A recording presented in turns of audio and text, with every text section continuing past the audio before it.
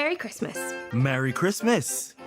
Bunch of little whinging fuckers who are on the wrong side of history, and they'll all go away soon. Doctor Who has everything you'd expect from a festive season by the BBC.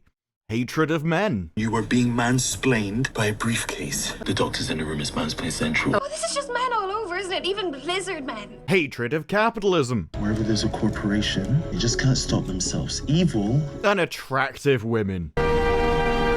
Oh god, what did you do to Ruby? Has she been stung by bees? And sacrilegious blasphemy about the birth of Jesus Christ, where we went back in time and found out that the three wise men only existed because a woman went there and did it first. That's right, if you've ever seen a nativity, that only exists because a fat girl ate a son and then started to consume the souls of the dead, including her own mother. I wish I was joking. Very lovely, you know. Joy, the star seed. It's in me now. Even saying it out loud, I'm not sure how I'm not joking. This episode has parts that made me downright angry. But no matter how low this episode descends into depravity, the ending makes it 10 times worse. It's almost quite impressive that they've managed to make this comment a reality, as Ncuti Gatwa and the team have proven that they are the only people for whom she would be an upgrade. I mean, this episode was so awful, it hit national news. Now, it would be remiss of me to not point out that the corporate media did review this episode very well.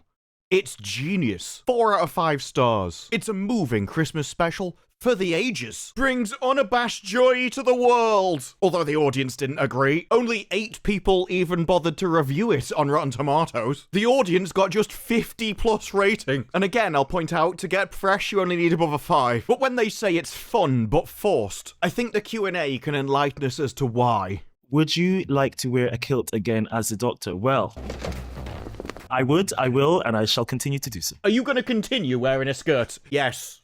And I love it. Favorite thing about being the Doctor? The first thing that came to mind was all the amazing costumes that I get to wear. He gets to wear a skirt, nobody's surprised. That shouldn't be the first thing. The second thing that came to mind was amazing scripts that I get to bring to life. That should be the first thing. Yeah, it should be, but with the quality of your scripts, even I understand why you prefer a skirt. Hell, if it's pretend you like these scripts or wear a skirt, I'm choosing the skirt. What's it like being that iconic all the time? I certainly am not, but the Doctor certainly is. And so it's nice to... Now, he isn't in charge of that editing, but if you notice, they're like, how iconic are you? No, I'm not. The Doctor is.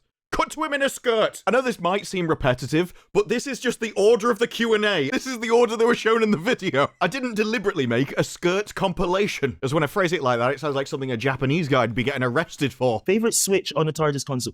Definitely my lever that I pulled to make it fly. That's because he gets to grab hold of a big thick shaft. What do you like most about this stick? I love a good two-handed stick.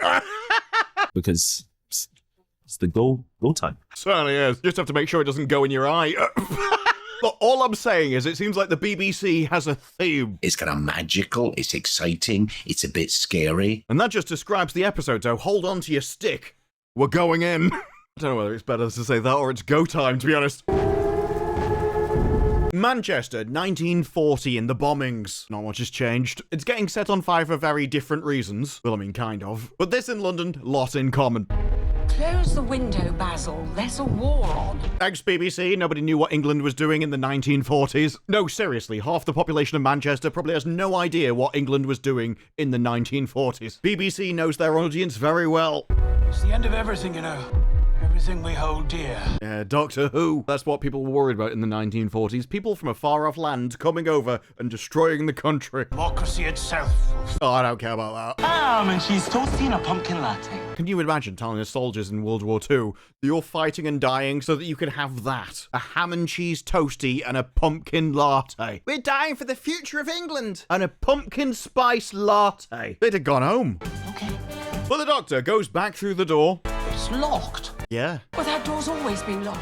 What is that door? Bit of context. They're in a hotel. They don't tell you that in this part of the episode, because if they did, you'd know what the pissing door was for. The one that goes through to the adjoining room. Except that is the basis of the entire plot. Nobody knows what the adjoining room door is for. No, seriously. Only Steven Moffat could notice that a lot of hotel rooms have a mysterious extra door. Nobody else has noticed the pissing door in a hotel room. Only Steven Moffat has eyeball. So on the Orient Express, she's reading a letter. And she's toasting a pumpkin latte.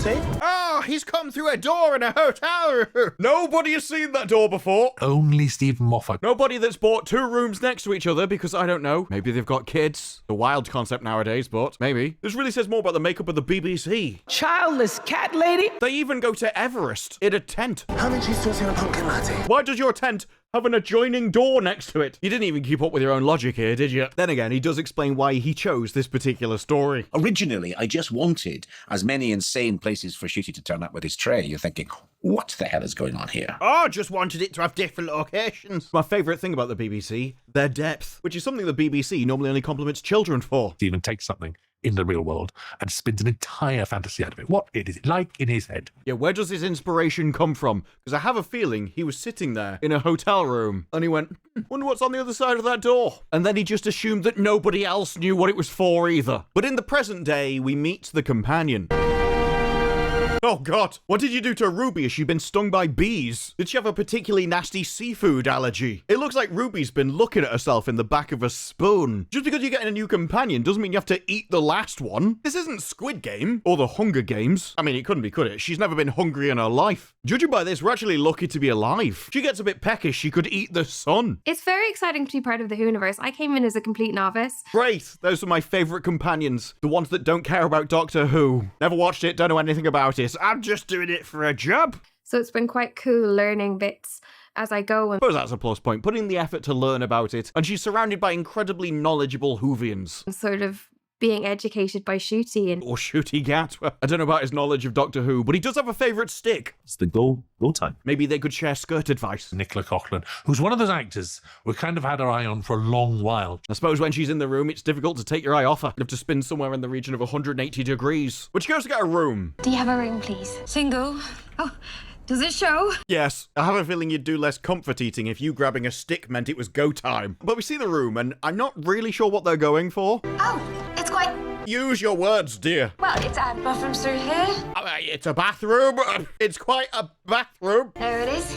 The ensuite. Freaking hotel room, they're all ensuite. What do you think you're gonna do? Piss out the window? Is it here? Through to the next pissing room, you stupid bid. Oh, it's that door, isn't it? This is literally him thinking everybody is as stupid as he is. There's always a door like that in a hotel room, a funny locked one. Everybody knows where that door goes. Now, Doctor Who was particularly pleased with this room. I don't know why. You know, it's amazing to see a room that really looks like a room in a budget hotel. It's amazing how lifelike we made this budget hotel room. You could have just filmed in a budget hotel room. Wouldn't have even been that expensive. The keyword there is budget. And, you know, they've just made it all fresh and new, but, you know, paint is slightly chipped and the carpets are a bit frayed. Yeah, instead of renting a budget hotel, we made this new hotel room and then destroyed it. Paint is slightly chipped and the carpets are a bit frayed. Is she shaving the carpet? They aged it by shaving the carpet. All of that stuff is, like, quite cool as well in its own strange way. I can understand why a cheap hotel is strange to someone working at the BBC. They're not used to seeing one without a child crying in it. I just looked up and there's this, like, splodge of damp on the wall and I was like, that is attention to detail. I can understand that, to be honest. The BBC, very experienced in the wet patch. They'd never forget that. Hello, Merry Christmas. Just said Merry Christmas to a fly. Are these your friends? Welcome to my room. I understand why they gave you an extra large one. I thought I was going to be lonely. Okay, so I just want to point out. Joy is the kind of person who you know how sad they are by how often they smile. No, my first time was when she made friends with a fly. Although, let's be honest, it's lucky it got away with its life. At that moment, though, an alien walks through the door. What?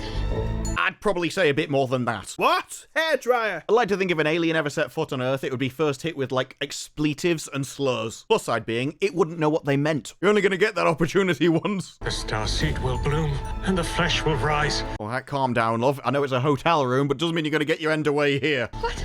What is going on? I think you just got lucky, love. Ham and cheese toasty and a pumpkin latte. Probably get less lucky with him. You don't have that big ghost stick he really enjoys. Give her that grin for. It looks like he's just discovered Pluto's a planet after all. But as the TARDIS travels down the colon of time, towards the winking back passage of the universe, exploding in a white gooey sauce. You can't tell me this is accidental. Oh, look, he's just entered that pink hole. Through the fiery tunnel of love, present to you Oi to the World. Guess they're from Newcastle. Like any good show that can't work out how to tell its story properly, we have to travel backwards to the beginning. The Doctor lands in a hotel because he wants some milk. No, I'm not joking. Is something available on the 3rd floor? Yes, he sees a guy with a briefcase tied to his wrist and just, I guess that's normal. We get a member of staff come along. You can only have milk if you're part of the hotel. Got a Navcom algorithm that homes in on fresh milk. I'm not surprised. I have a feeling he's quite the connoisseur. Keep the markets bigger on the inside. Yeah, the best jokes are the low-hanging fruit. No, I mean that seriously. That's the foundation of this channel. With that, though, he gets dressed. So I just put my coat on. Why did I do that? He's also mentally retarded. What did I see? I tell you, Rwanda are really not sending their best, are they? Dave, Doctor Who keeps up this level, judging by the trailer of season 2. You need to get me home. What the hell is this? Is enough to make me stop saying foreign TV is better than Western ones, or at least be more specific about it. If we get a Korean Doctor Who, he might be better. You mock that which is sacred. I mock that which is absurd. Oh, yeah. Of course. Oh, yeah. Sorry, that suitcase tied to that guy's wrist, that was a bit weird, wasn't it? The next Doctor Who adventure where we confuse him by making him paint by numbers. What comes after 5? Right, no, this box wasn't here a moment ago. How did it get here? Now I'm even more confused because he hasn't time travelled and he's just spoken to that guy before about this. Keep the markets bigger on the inside. And now he's like, oh, it's just appeared. Did you show those scenes out of order? I think you did. This is what we call terrible editing. The Doctor, though, convinces him he's doing an investigation for head office and wants to know about the suitcase. But we do get a verbal announcement as to why this guy is suspicious. No, he's not doing anything. And he keeps not doing it. How dare he? Again and again and again. He's not even twirling in a skirt, the scum. He hasn't looked up once. Anyone would look up at that on their first visit. I mean, it's hardly Sherlock Holmes, is it? He could have slept funny and hurt his neck the morning before. He's like, no. We're not looking up. We are on a top secret, dangerous mission. No, it's because it's not his first day, so he's already seen it. Even the logic of your own show don't hold. But their suspicious guy goes to the bar, and the Doctor doesn't follow because... No, I hate following people. You've got to stay at the back. Well, at least that answers the question about what position Ncuti Gatwa prefers. You will come for the rings. I will ensure it is sometime. And it ain't in the back. He realizes, though, this is a time hotel. All of the guests are going to a different period of history, where essentially they occupy the rooms in hotels throughout time, which have been empty. So all of history is fully booked, just with guests from the future, which is what, in theory, that door's meant to be in every room, rather than just actually going to the room next door. And apparently no one in any hotel throughout all of history has ever asked the question, what is that pissing door for? Maybe I should look. All of human history now available as mini breaks. Honestly, given the state of modernity, that'd take off. I like to enter investigations with my mind completely blank. This is the role he was born for. This is the one time as the Doctor he's been completely believable. I fit in better. To be fair, he was in Scotland. Should I make my mind blank too, sir? It may not be necessary in your case, Trev. They're like carbon copies of each other. Stone door up there, that is actual stone live from the Stone Age. Do you think they realised it wasn't called the Stone Age because everything was stone? Do you think the entire Earth was just one big block of stone? Ancient Rome, the fall of Troy, your favourite assassination? Who has a favourite assassination, you creepy weirdos? Oh, sorry, I take that back. Very recently, we've actually seen what fans of the BBC actually do enjoy. No wonder there was no room at the inn. It's foreshadowing. President got foreshadowing. This was the biggest mystery in the known universe. How did Doctor Who turn into this? Oh, no, wait, sorry, we already know that, don't we? I'm such a fan of Discovery. It's absolutely my favourite. I mean, I thought this season of Doctor Who was fantastic. I feel like history is on a progressive trajectory. Why is there always an extra door in your hotel room? It's not everybody knows what the door is for, you pissing reet. Because that is the way to the Time Hotel. This is like getting confused over the iron in your hotel room. How's it getting hot? Is there little lava demons inside it? A special. Christmas everywhere, all at once. We're stealing movie titles now as well. But she gives him a room service menu, and there's something creepy about this. Some of the menus were amazing, like teriyaki dodo. Who doesn't want that?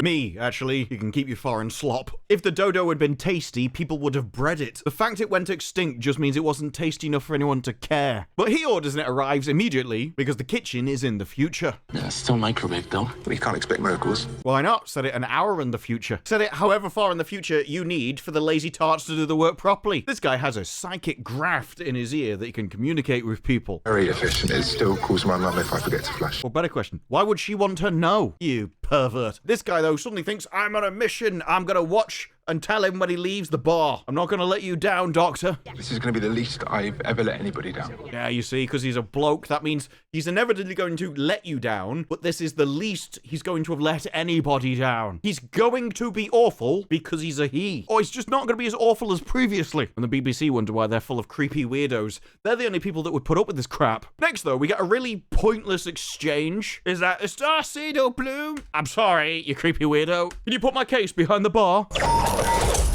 And then he just grabs onto his wrist and takes over him. What do I do now? Are you my mummy? Make yourself comfortable and don't attract attention. You should be dead quite shortly. Oh, great. I definitely attract attention then, won't I? I'm sorry, I'll try not to attract attention, but a rotting corpse will be noticed eventually. Now, the reason why I say all of that was pointless is because instantaneously afterwards... Trev, you give me a hand in here. You're like, oh no, he's got to transfer the suitcase over to him. I'm like, why did we go for the bar guy? You could have just transferred to this guy in the first place. Somebody left this case. I don't know why I had to blur it out like it was some kind of Japanese adult movie. The rest of him is in focus, you just can't see that bit. And then the moment they get back to the bar, it just goes on to him. This was the most pointless couple of minutes of a show I've ever seen. Sorry. We're literally just playing musical handcuffs, which I imagine the BBC has played quite a few times in hotel rooms around the world. Love is like, don't attract attention, and then he explodes in glowing dust. Very discreet. I was on a mission. Yeah, but you're a bloke, you let him down, but you let everybody down, you should be used to it by now. So this is where the Doctor went through into every different time period. Ah, but she's supposed to be a pumpkin latte. Which we've seen before. Continuing the pointlessness, this guy, I haven't cut anything out, this is literally the next scene. It's like, by the way, you have access to all the portals, don't you? So, can you have this briefcase? Yes, Trev, I'm the manager. Pointless. We've just swapped through 3 different characters, presumably just to kill time. No plot purpose at all. The Doctor, though, sees the briefcase has changed hands, and as Trevor collapses on the couch... Trevor isn't answering, mate. Despite the fact all he has to say, Doctor! Can't be arsed, gonna let him down again. Oh dear, I went and let him down. It's a shame he died, really, because I get a feeling he would be the next poet laureate. With that, though, and we're back at the start. Okay, you, yes. Oh, God. Good work, keep him covered. You do, give him a blow dry. He's a lizard. Can someone just... He said keep him covered. First thing she does is put it down. Sorry, I can't concentrate. I skipped breakfast. Why is there a lizard man in my room? That's a good question. I'm a bit scared that she started answering, though. She has no idea what's going on. I'm so sorry. This has never happened before. What? You run a hotel, you walk in with some towels to find an alien being standing in the living room, and you're like, I'm so sorry. I don't know how this happened. It's never happened. We never normally have aliens in this hotel. No, these lizard people, it's never happened before. I don't know where the confusions come from. Normally the Martians go next door. What is in that case? Can I see? Look, I'm just going to put his towels in the bathroom. What do you mean you're going to put the towel? There's an alien standing next to you, stupid bid. This is the face of the audience. Why are you not reacting to the alien space lizard?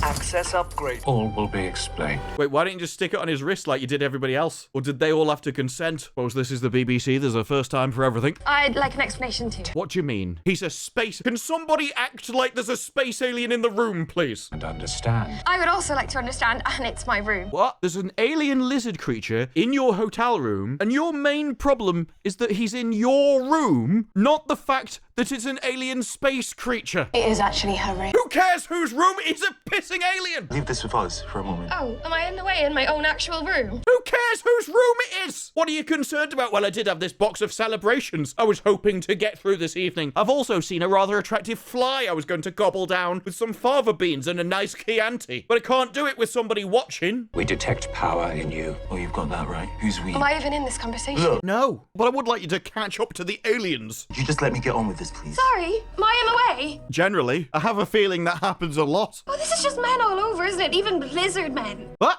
You have 2 aliens arguing about the fate of the universe in your hotel room, and you're not surprised that they're from space or another time or dimension. You're like, oh my God, they've got dangly bits. Look, I understand the blonde hair dye. It's probably seeped into your skull and done something. But please, keep up with the 2 vastly more intelligent people in the room, I beg of you. I know. Oh God, they're all in it together. Over 150 years of indoctrination, and this is where we've landed. They can't even work out they should be concerned about a lizard man. He's a Silurian. Don't call him a lizard man. He is a lizard man. He's a lizard and what do you want me to call him? Steve? He's a space alien that's going around killing people. You're like, yes, but don't call him a lizard man. He's not a lizard man murderer. He's a Silurian murderer, actually. Oh, Are you two having a sort of game? I know all about these hotels. Why do you know all about these hotels? I don't know all about these hotels. Also, if you've got Ncuti and a lizard man having a game in your hotel, call the police, love. Pardon my French, but what the French is going on? So I can't call a Silurian lizard man, but you can insult the French. Gotta be honest, that's actually pretty based. So, the doctor, though, wants to know what happened to the other people that were holding the case before he holds on to the case. Shut up, the two of you. I'm taking the case. Get what your pissing deserve, you stupid bin. Like, seriously. So far up her own arse, she's been digesting herself.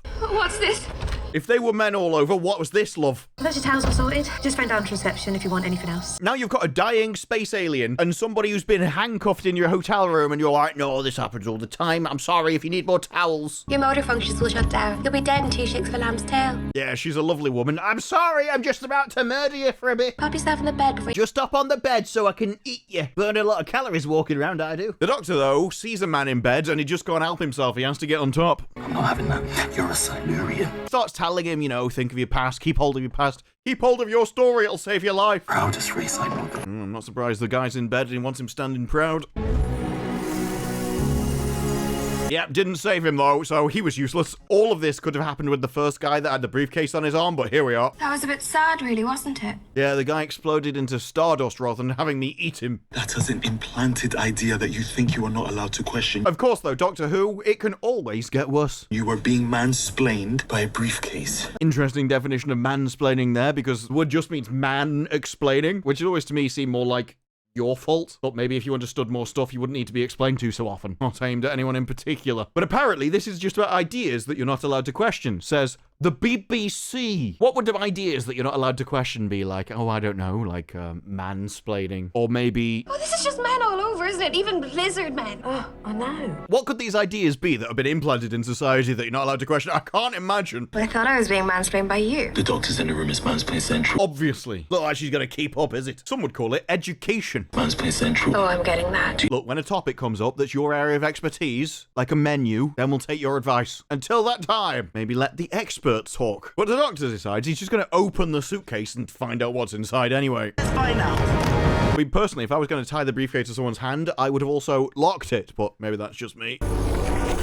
It's a pissing sun in a box. What are you then, gorgeous?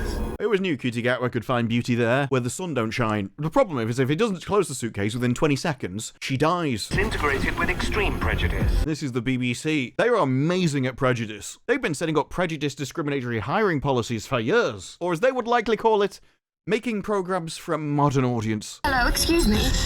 I'm thinking. Oh, thank God somebody said it. Hello, shut up. This is men all over, isn't it? The logic is very different in science fiction, so it's required a lot of explaining to me. The reason why this story requires explaining, love, because it doesn't make any sense. It's not because it's science fiction, because this is bullshit. But it's going to disintegrate me. Good. Based.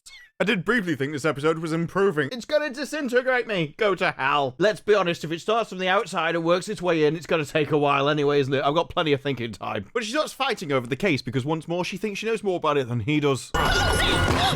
And unfortunately, she doesn't disintegrate immediately. Bags of time. Unfortunately, they now have security measures. Put in the right code, or she disintegrates again. He's like, hang on, there's 10,000 numbers. Now I could work it out if I had enough time, but I don't. I don't know how he could work it out if he had enough time. There aren't any clues. There is literally no way for him to solve this puzzle because they wrote the plot badly. And that means they're gonna answer it badly as well. I mean, the variables are never equally weighted. I could figure it out. You couldn't though, could you? You don't even know what the variables are. Hey, hang on, the time hotel? There's time portals attached to time portals. I couldn't use the TARDIS to travel back in my own time stream, but because these portals are already connected, that allows me to wibbly wobbly timey-wimey destroy the rules that I've set up in this universe, travel back in my own time stream. Connected, already interacting, so in theory, come in. 7214. Yes, he answers his own puzzle. And so when he goes round and actually tells himself what the answer is, he's just remembering something that he told himself. And the answer came from nowhere. That isn't even me making it up. No, they actually do say that in the episode itself, that the answer came from nowhere. Don't you just love a satisfying plot, everybody? Who are you? Me. The most unbelievable part of this scene is if that both of those meet, they wouldn't just immediately start banging. And this is where the episode takes a turn. You'll find out. What do I do? Where do I go? You will find out. Basically, he's not giving you any answers. But you see, this is why nobody likes you. That's not why. They have an entire series of reviews of why nobody likes you. Having put this many hours into Doctor Who, I consider myself quite the expert on why nobody likes you. That's why everyone leaves you. That is why you were always alone. As you can see with this, he can't do this kind of acting. There are many examples of previous Doctors where they really get down into the darkness of the Doctor. It's actually my favourite part of the Doctor story, when they show that darker side to him, almost like the immortal god that has travelled the universe and seen more and lost more than anyone else could even imagine. You get none of that with this. There's no weight, there's no gravitas, he still seems hyper and bubbly and whoa! There's no darkness here at all. This is why nobody likes you. You can't even insult him properly. It's a long story, but basically... Yeah, it's a long story, but basically, I'm not gonna tell you till later on. Do you know how alone you are? Yeah, we're gonna scream at myself through a door about how lonely we are. I mean, he's literally the Doctor. He doesn't actually need to be alone. This is just a load of made-up BS. You live in a great big giant spaceship and there aren't any chairs. It's a spaceship, mate. And you haven't even noticed because nobody ever comes round. And people do come round. You literally had an affair with a guy and brought him into your TARDIS. Let's argue across the stars. You found out he was bigger on the inside. Imagine that was quite disappointing, actually. Oh my god, I don't have any chairs. You don't have any stairs either. You have to run around the thing like you're a lunatic just because you wanted it to be wheelchair accessible. Nobody knows why you're not in a wheelchair. Particularly weird, actually. Chairs are the last of your worries. The issue is, behind the time portal, there's now a stone wall, because obviously the best thing to seal up a time portal with is bricks. With that, though, he realizes he needs to stay in the hotel for a year, as the hotel is connected to Christmas time, and so he has to wait till next Christmas. And that means he needs a job. Do you need anything doing around here?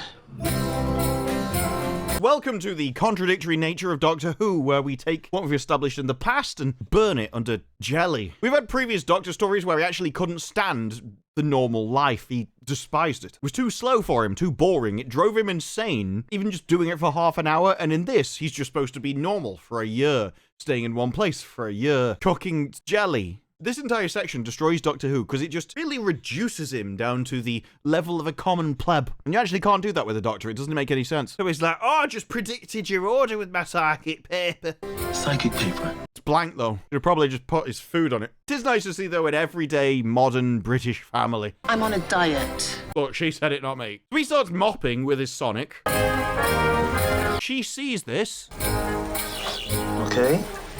No. How you pissing controlling the mop with no hands should be the next line out of a big gob. Yeah. How am I supposed to believe this makes any sense? What does she think he's holding it with? So then she sees him messing with the electrics with his sonic screwdriver. Maybe he wanted a scene where he explains to her he's a space alien from the future. It's just that, I mean, you're the director, it's just a thought. Who are you not phoning? You keep looking at the phone, it's very obvious. I could notice that you've looked at the phone enough times that you're avoiding phone calling somebody. But I can't work out that you're fixing the electrics with a Rwandan butt plug. Are you fixing that without the paddle off? It's very obvious. So it does a big thing about, I'm not phoning Ruby because I've got a new one. Looking at herself in the back of a spoon. I call her Ruby too, because she's the size of two of her. But with this, we keep getting montages of him just being boring like a normal person, because that's what everyone wanted the Doctor to be. Just a normal bloke, you know. Who wanted a masculine hero when you could have this? Makes you proud to be British. Should be working fine now. Yes, but it seems to be bigger on the inside. Second time they've used this joke in the same episode. No, I am not one to criticise reusing the same material. Basically the foundation of this channel. But I expect more of foreign entertainment. Blockage in 28. Is this armed? If it was, why did you point it at your own face? Blockage in 28. I'm just saying. And in fact, this is just all low-hanging fruit. This is just, I remember, do you remember? It doesn't take me where I want to go. But it takes you where you need to go. That works for the Doctor because he doesn't have any responsibilities. He needs to go to piss in Tesco and work. She actually has a schedule. She can't piss off to Spain for a week, she get fired. In his room, though, he's got miniatures of the TARDIS. I like them. They like you too. Yeah, that's the kind of peak dialogue you can expect from Doctor Who nowadays. Then again, when I heard why this character even exists, I understood. A step. Who honestly just had 10 lines in the first draft. Seriously, I wish it had stayed that way. We could have cut out this entire section if she only had 10 lines. Stephen liked her so much, he kept adding lines, and now she's become a major character. And having watched these scenes twice, I can tell that he seems to have lost the plot. He loves them so much, so boring, he just kept extending it. I really should have stopped him, shouldn't I? It is my show after all. You get a Steven Moffat script, and actually my life just gets easier. I just relax and go, fine, everything's fine, I have no notes. With this one, probably should have had some notes. Why is this load of twaddle so long? Cut that down. But then he sees a chair. Da, da, da. Anytime. Have a chair. Ah, sit down. We can talk and waffle on because I'm boring. You managed to make the Doctor boring. I'm just like a normal bloke, Anna. That's what you wanted in the Doctor. Sit down, mate. And so these two lonely fools sit down and are lonely together. Cut back to more montage, where once a week they meet up and talk because they've managed to find the wonder of a chair. They eat. Can't move if you're looking at them. Tells the stories of the weeping angels. Play board games. You know what? This is my favourite night of the week. I have a feeling that's not hard to beat. What kind of competition does it have, really? You could either spend the day with a Time Lord from the future that has seen basically every event in all of history and the future, or you could sit at home watching The Handmaid's Tale with a microwave meal. I just don't think this is that complimentary when those are your other options. That's not complimentary. Normally it would. If he had the TARDIS and he's like, look, out of all in time and space, I'd rather be here. But he's literally stuck in this room. He can't leave. Chair night. Chair night. One of the most intelligent people in the entire universe of any time. And the best name he could come up with was Chair Night. Gold star. More board games. When he eventually realizes, hang on, are there any more doors like this? Just they should be in every room. They're mostly cupboards. Yeah, or doors to the next room over. Well, except in the honeymoon suite. Okay, what do you think that door is? Show me right now. Of course, that one's sealed off as well. Not a clue what he's talking about. You guys? We notice what they've done again, whereas the guy in this scenario should clearly be telling them where they can all shove it. Instead, no, I'm under the covers like a little scared child because I'm just a bloke. I hate waiting. Don't you? Yes. Well, he's clearly not interested in her. He only had a one-word line, that's all you needed. You always say you're waiting. What for? Nothing. Then we cut over to the Doctor sunbathing, trying to get a tan. Maybe he isn't as smart as I thought he was. This is the issue with the British stereotype. Really did have a target market. But of course, it's bonfire night. Oh, you would have loved this, you know. Guy. Who's Guy? Guy Fawkes. I'm sorry, you mentally ill. Remember the 5th of November. Seriously, you're supposed to have grown up here. Literally everybody knows the song. The guy who tried to blow up Parliament. The fireworks of a hymn. Yeah, I didn't think I'd be the one trying to explain it to you. If anything, you should be explaining it to me. I'm not even from this planet. He's not your boyfriend then. I don't have a boyfriend. Yeah. Can't imagine why you would have assumed that, love. What is it about this strong, masculine individual that could have possibly led you down that path? Normally, people would check. It's like, how's your wife doing? No, not with this one. Are you with Guy Fawkes? I've seen your stick control. It's very good. It's the go time. Boyfriends, who needs them, right? Right. This explains why you're both lonely. Yeah, they did have to put in that. No, I don't need one myself. We had to tell you where she was batting. Or at least we're going to say that because really leading the audience on later. Because it's Christmas and he's going to leave. You're not going to be here for Christmas then? No, he's going to warmer climates. Trying to work on his tan. Sneaking off without saying goodbye. Just off for a few days. I've heard that one before. But all the blokes have said it. But he's just like, look, yeah, I need to go. Sorry, it's very complicated. And look, I know behind the scenes they've said this. It's like a sort of platonic rom-com. Oh God, you're married, aren't you? No. I mean, you've been with him a year. Why didn't you ask about his wife? He's not your boyfriend then. You asked about a guy called Guy Fawkes if he was with him. But you didn't think, hang on. I know you work for the BBC. This might be a long shot, but do you have a wife? No! Obviously not. I've always wondered what it'd be like to live normally, one day after the other, but it was amazing. That's strange, because you've actually tried to live it like this before, and it was awful. I guess this Doctor's just a lot more boring than the rest of them. And you know why it was amazing? You. I what, you're easily pleased. She was only supposed to have 10 lines. A whole year of you. Wow. See what I mean about it? Oh, it seems to be romantic. But the thing is, he's like, well, I have been here for a year with you, and it was amazing. I'm still gonna go, though. It wasn't amazing enough for me to stay. I always knew you were going. I always knew that, I did. Platonic, it's platonic, but I'm crying because you're leaving. Oh my God, we're gonna get so close. Will you look after yourself? Yes, so it's platonic. Okay. Never be alone at Christmas. That's why I said I didn't need a boyfriend. You don't need to be, because I'll be right here. I'll be right here having a fish course. Think of me sometimes. All right, love, you're working in a hotel, you're not dead. Platonic rom-com. Think of me sometimes. This entire series of scenes was pointless. It should have been deleted. This section shouldn't be in the show. It's got nothing to do with the plot at all. Instead, we're supposed, oh, it's so emotional. He stayed in a hotel. Oh, you help me bury the bodies. With that, though, he waits at the door. The time portal opens, and we are back in the loop, where he just remembered what he was told and takes her out the room. Yes, how long? You'll find out. What do I do? Where do I go? And all that's supposed to be really important and impressive. Oh, what do I do? How do I know you're so lonely? But he's not lonely. He's just been with some random bins on a planet for a year. He played board games and then tanned himself. We're supposed to think that's impressive and entertaining, or like something. Oh, do you see this? This is why nobody likes you. And he's like, yeah, but somebody did like me for a year. Why you were always alone. You have to stay. But I'm not alone. Just met somebody that I liked so much, I left them. Could go back anytime. He's got a time machine, but he chooses not to. That's how wonderful the experience was. Never want to do it again. I heard myself say it a year ago and I remembered it. Bootstrapping, it's weird. It's not weird, it's bad writing. The code exists, so you remember the code, so you say it back to yourself and you just end up in an infinite loop of nothing where it never begins and never ends, and the code doesn't actually come from anywhere. It comes from nowhere. I mean, basically the code came from nowhere. That's their own pissing plot. That's their explanation. We were too thick to write an answer. Honestly, I preferred wibbly-wobbly, timey-wimey stuff than going, the code came from nowhere. But then so did the universe and no one complains about that. Actually, lots of people complain about that. It's literally why religious people have used the Big Bang as an explanation for God. So, well, he made it. Where did we come from is something that people complain about all the time. So she's like, well, you can't have time travel back in your own thing. That wouldn't work. Time travel involved, that would cause a paradox. In this hotel, the time zones are already physically linked. Oh, well, that makes it way better then. Yeah, paradox proof.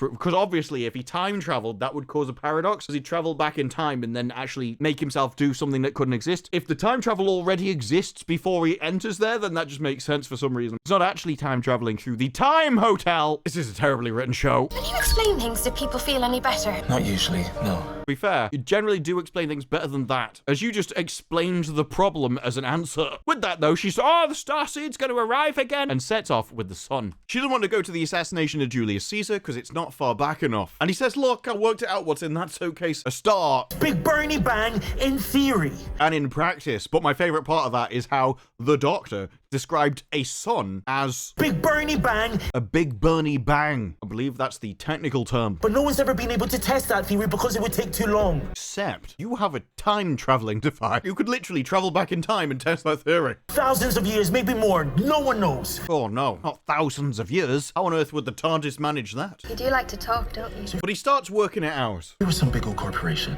Obviously, it's the corporation's fault because, you know, the BBC. Capitalism's a major problem. It's understandable that people are taking personal profit out of tax revenue, which the good people of the UK are forced to pay as a TV license. I can understand why they're, oh no, business is bad. What you need to be is just a ward of the state where the money gets given to you because we stole it off other people. No wonder the BBC hates corporations. They actually do something for their money. They actually have to please their customers rather than this crap. Pop your kids in one time zone. Ding, ding, ding. You just microwave the star. I mean, he's complaining, but you could literally do this in the TARDIS. So, if anything, he's an idiot for not doing it before. But then he goes really mental. It's like, you know, when you choose a hotel, it says something about you. Do you know what you can tell about a person from the hotel room that they choose? Nothing. Yes. Really, the only thing you can tell is how much they want to pay for a hotel room. Everything. There aren't that many choices, mate. Everything. He says your house, you can hide in your house. You could stick makeup on it, put pictures around it. It's like camouflage. Whereas a hotel... That's you without makeup. Ty, how is it me when I didn't make it, design it, have any say in it at all? I'm just there for one night. The only person it says anything about is the people that built the pissing hotel. If anything, your house says more about you. Because as he says... The pictures and flowers and tables. Yes, that you chose. So obviously your house says more about you because you chose the pissing stuff. But a hotel room, you see. That's what you think you need. Just what you're willing to accept. I mean, he is assuming people choosing the cheapest one. Go on holiday, you might treat yourself to somewhere that's actually better than your house. It's like, no. He says your hotel room is your mirror. What did yours tell you? It's the worst, loneliest, saddest hotel room in the world. It's understandable. It was built as a set by the BBC. We're lucky it didn't have a dungeon attached to it. But then Ncuti, after everything, gets kind of based. Kind of sad human train wreck puts himself in a room like that. That one. The kind of one that's looking at themselves in the back of a spoon. At Christmas. So he just starts like winding her up and grinning and trying to make her upset and angry. When you tell people your name, do they laugh? Yes, Joy. I mean, look at you. I know your people your size are supposed to be merry, but come on, Joy. Your mother looked into your squishy little baby face. You didn't have to say, you could have just said face, to be honest. But she looks at your squishy face. Does she laugh? Don't you dare talk about my mother. Get my mother's name out your mouth. Bang. She sounds like a riot. She's dead. At least you won't have to be disappointed. I couldn't even visit. I had to talk to her on an iPad because... yes. It's this part of the episode where we talk about... the rules. Oh, the rules. Yes, the rules. This is one of those things where it's like, oh, well, talking about the situation isn't that a good thing. The BBC are doing it. Now, the BBC spent literally months during this period they're talking about pushing for harder, faster, more rules. Everything had to be done more severely. It should have been done earlier, we need to destroy more people's lives. If only we can trap even more people in the house, we'll be happy. Everything the BBC wanted was more and more severely, and now they're going to whine about the things that they asked for. You can't do this when you were the problem. Yes, the rules. And I bet you're good at obeying those rules. Funny, smiley. They're also now looking down on the people that did as they were told by the BBC. The BBC like, look, we knew we were evil, but you also knew we were. Why did you do what we told you? We're evil. I'll be no trouble, little you.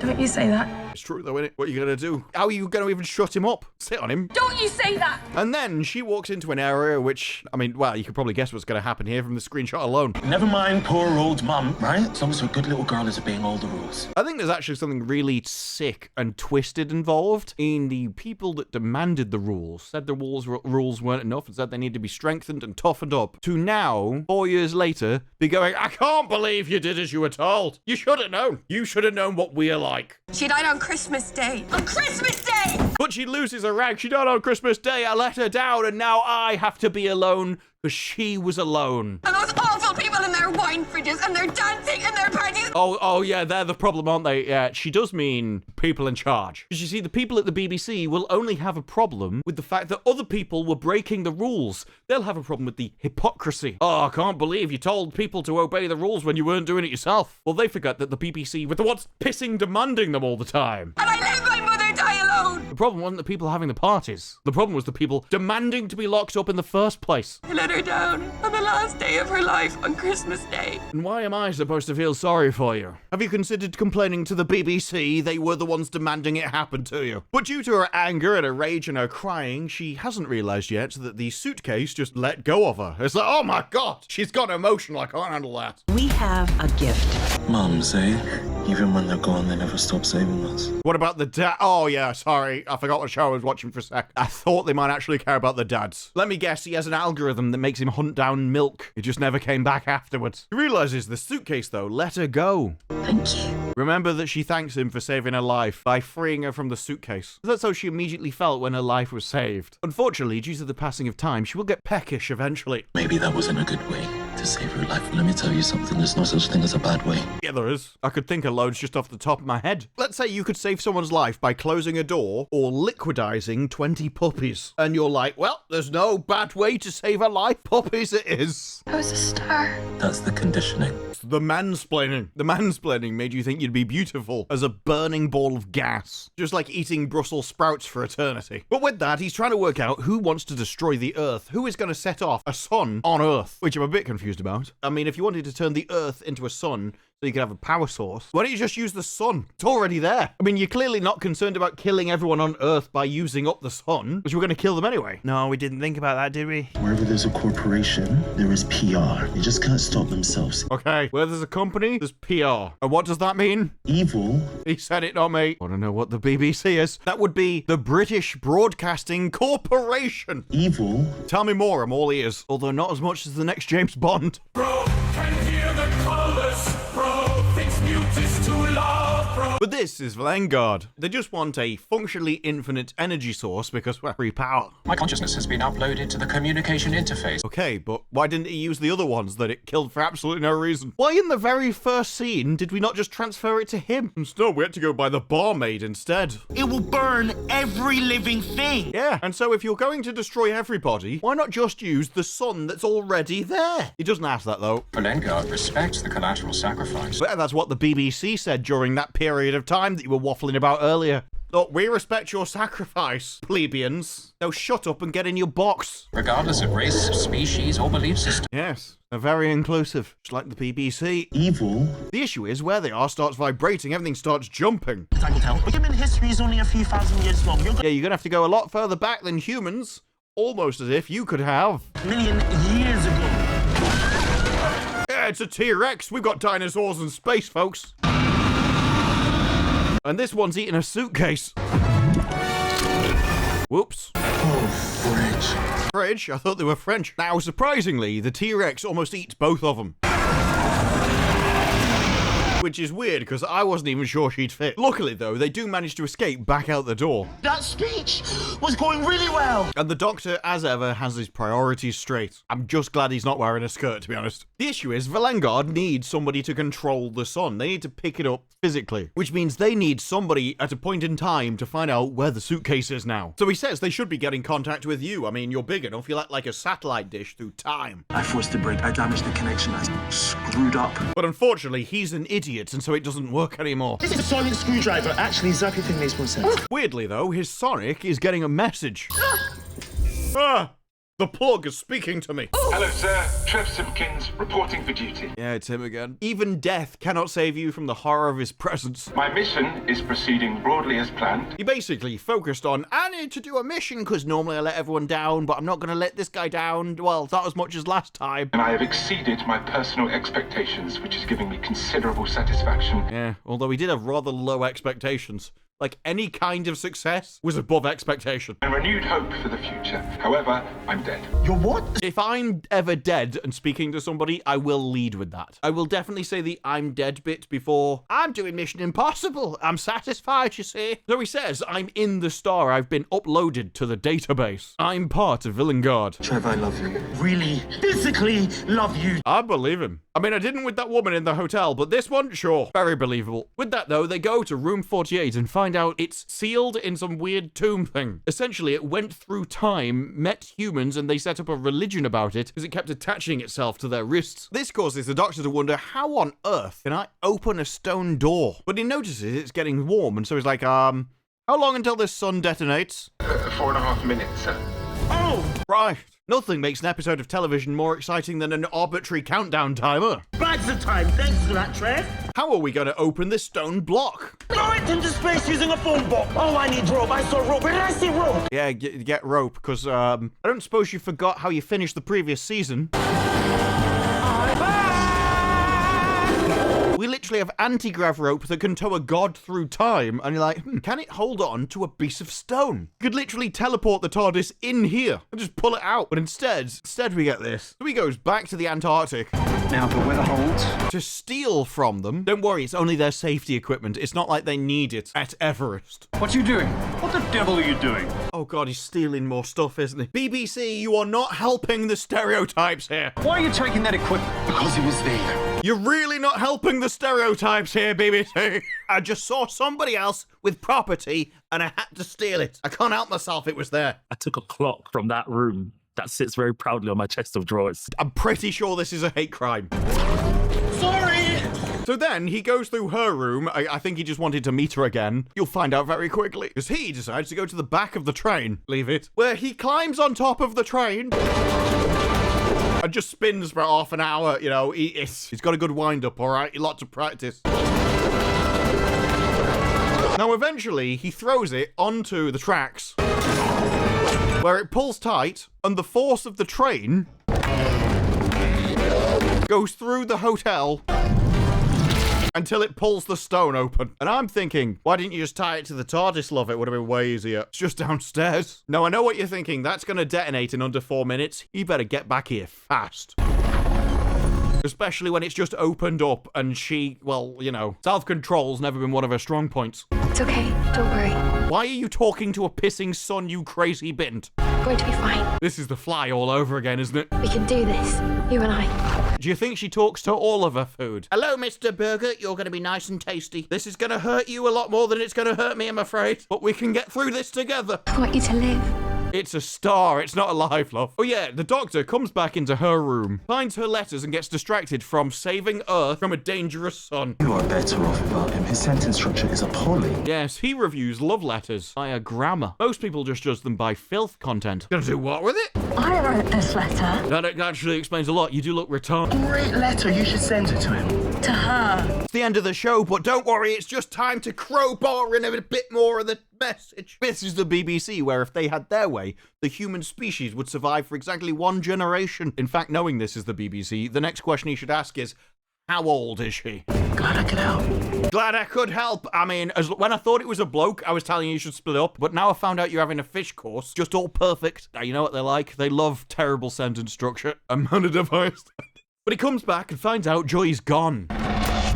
The sun has gone, leaving a rather suspiciously shaped hole. We go back to that try and get her to investigate. I have a feeling she'd know all about this. Joy! The doctor, not so much. Thing is, as he goes up there, it turns out she's glowing. And she does seem, a bit enlarged even for her. Joy. Oh, Jesus. Didn't know this was meant to be a horror film. I got a jump scare. Joy, I only left you alone for 3 minutes. Did you eat a sun? I understand we haven't been to the TARDIS. I haven't been able to get you snacks, but were you seriously that hungry? I was hoping you'd come back to say goodbye. Hey, goodbye? You're gonna get annihilated from the inside out. Not in a good way. Very lovely, you know. Joy, the star seed. It's in me now. There's no need to mansplain to me, Doctor. I've already eaten it. I couldn't help myself. It was wrapped up in that suitcase like a Mars bar. It's in all of us. Oh, God. So she didn't just eat a star, she actually consumed the souls of other people as well. This is horrific. Mission complete, sir. Mission complete. I've become a woman. I'm sorry. So you're a soul-eating star. Starseed will bloom. But she says, don't worry. We're in control, not Vanguard. The starseed will bloom, but we're going to do it away from here. We're going to fly away from Earth and save everybody. Don't worry. We'll be far from here, deep in the sky. Yeah, but I have a bigger problem with you consuming the souls of the dead. That seems pretty horrific to me. No one will be hurt. I mean, no one will be hurt. You've just murdered a load of people. You murdered a load of people and then just showed them their faces. You're a monster. A massive monster. I think I'm saving the world. Joy, you think you're saving the world? Saving the world from starvation. I'm supposed to be saving you. I will not allow Vanguard to do this to you, not to any of you. Now, that is a good point. I'm supposed to be saving you. Throughout the entirety of season 1, he didn't save anybody. Other people saved people. He never saved anybody. Everything just worked itself out, or somebody else did the work, and he was just kind of there if he was in the episode at all. The Doctor has not saved anybody. And then this, he didn't even need to be in this episode. If he wasn't in this episode, she still would have turned into a star and left. The Doctor was pointless in his own Christmas story. She goes on a journey that teaches the Doctor more than he would ever be able to teach her. Quite often what happens with the companion and the Doctor. So he's been completely useless. He's not a hero. He hasn't saved anybody, and he hasn't affected the outcome in any way, shape, or form. So far, this is exactly the same as season 1. If he cries, we've got a hat trick. Vanguard are nothing. We're far beyond them now. I'm too big for them to control. They don't have a spaceship big enough. You will die. Hold up. You're saying there's an upside. I'm not dying. I'm changing. You're changing into a big ball of gas. You've been preparing for this your entire life. And you, because you need to change too. What? Yes, now she's got advice for him. Because she's known him for at least 15 minutes or less. Excuse me? My hotel room. But she says, everything you said was true. Doctor, you stayed in that room for a year. So, his logic of the hotel room was you pick the room, so that's where your standards are. That's the minimum that you'd accept, because he's assuming you'll go for the cheapest room that you'll actually put up with. So that's what you think you're worth. He stayed there for a year just because that's where the door to the other realm was. And he didn't have any money. But you chose the room. It doesn't say anything about him at all. The logic doesn't hold at all. Not that anyone cares. It's like, oh, you're so right. You're so smart. You don't have dangly bits. How could I ever have misjudged you? Oh, she says you need to go out and find a friend who we've already seen. But I'm going to ascend into the sky. I mean, let's face it, that's the only way she was ever going to be able to take off with the power of a sun. Of a nuclear-powered plane, that ain't getting off the ground. My mum was right, wasn't she? Yeah, my mum always told me that I was going to burn to death as a son. Always thought it was a little bit weird to put a birthday card. She was right all along. I'm Joy. You're a burning ball of gas that consumes the souls of people. You're a monster. See her again, and she's going to be with me. I mean, you're going to murder her as well? And she's going to be with me. Oh, that's what you want on Christmas. Crying. As the monster that you've helped create launches itself into the sky to consume the souls of millions of people around the universe. So it uses her calorific form as the center of nuclear fusion to burn into a star. I can't believe this is happening. And then launches it into space. A bright star appears in the sky and we're just about to blaspheme. There's hope, you know. All the people throughout all of time are looking at the star going, there's so much hope because I've seen a light in the sky. There's still hope. Yeah, for some reason, they just look at the burning corpse of some fat wedge. And they're like, oh, makes you proud to be British. Oh, maybe she got a bat for the other team. I think the weather will hold, my friend. Of course it will. It's in the stars. It's not how weather works. Weather has nothing to do with the stars. Also, shouldn't these people be climbing Everest? They've just sat in a tent. Of course, we had to cut over to Ruby, who for some reason has done that to her hair. Nobody knows why. But she get a phone call from her mum. Hi, Mum. I've not spoken to you since I transformed into a demon on the other side of the universe and scared you off. And from the time portal, the doctor has recommended that she be giving a job. You come highly recommended. I'm sorry, love. Who are you? And how did you get in this room? That door's normally locked. Last thing that came out of there was a space alien I never commented about either. Am I going to do it about this? By an old friend of yours, I believe. Thickest person in the show, that is. I think she's supposed to be taking it in her stride, and instead it's like she's too thick to realise what the unusual is. Would you be interested in working at the Time Hotel? Just one question, love. Who the are you? And then we see her mum in the final hours as she was forced to Skype her because the BBC wanted all of the rules to be enforced and wanted them more strict and more harsh and wanted to have them done forever so that they could later make shows complaining about themselves. As soon as this nonsense is over. Who are the ones that kept pushing it, love? And with that, she lies back in her final moments, looks out at the burning corpse of her daughter. Enough calories in that thing to last a millennia. As it begins to suck the soul of her mother out. And she's like, oh no, I'm burning up into a sun. And the star literally consumes the souls of her mother. It could go to the afterlife, it could go to heaven, it could go to hell, but instead, we're going to use the soul of our mother as fuel for energy. The music is this is a hopeful story. We created a fat blob in the sky that consumes the souls of mortals to stay alive. And the doctor's like, oh, I helped create that monster up there that is eating people. And he's like, oh, of course, it brings joy. Of course you are, you're joy. Yes, her mom seemed to know the name to give her or something at some point for no reason that no one's ever going to explain. Because why would we? It's not as if we explained anything else in the episode. We just went, yeah, it's like that, isn't it? And so in one final disaster of bad writing to go along with the monster it created, the star in the sky Joy to the world! was Bethlehem in year one. And the wise men only arrived at Jesus' birth because some fat woman burnt up as a star and started eating people alive. She was the guiding light over the birthplace, where Shirley positioned herself in a random place because there was no one else there. So she was far enough away from the civilized planets, they wouldn't realize that she was the one consuming their dead. And this is the tried and true formula. You go back in time to tie yourself integrally into something and go, we did it first. No. You just thought it was three wise men involved. But none of them would have been able to do their job if it wasn't for the woman that was there first. Yeah, they went to Jesus and they started mansplaining about how wise they were. They weren't even wise enough to find him, not until she actually told them where they were. You know, the hideous monster that was consuming corpses. This really was an awful episode, not just because it has huge sections of complete boredom where nothing's happening. Like the section that was supposed to be 10 lines that they extended, which they shouldn't have done and they should have cut it. Something that is completely nonsensical to the plot and doesn't tie in anywhere. But the rest of the plot doesn't even make sense in itself. And they know it because they couldn't even bother to try and explain it. It's like, oh no, the time portals are just fixed or something and that makes them paradox. It's that'll do. I've already done it. I've done it for money. I don't need to care. And Davies thinks this is good. Davies signed off on this with no notes. Could have had some. Why didn't you have any? And that's without all the agenda stuff, which, let's be honest, it's Doctor Who. Everybody expected it. Didn't expect it quite to be these ones, but here we are. But in this, the agenda is just kind of overshadowed by just how crap an episode it was on its own. And this is what you're excited for to try and lead into season 2? After your record low viewership? In season 1, in a Christian nation, you gave them this. When Russel T Davies said that he was really enjoying new modern Star Trek, I knew he didn't have any taste. And I already knew the BBC didn't have any talent. But I have to admit, this episode was surprising even to me.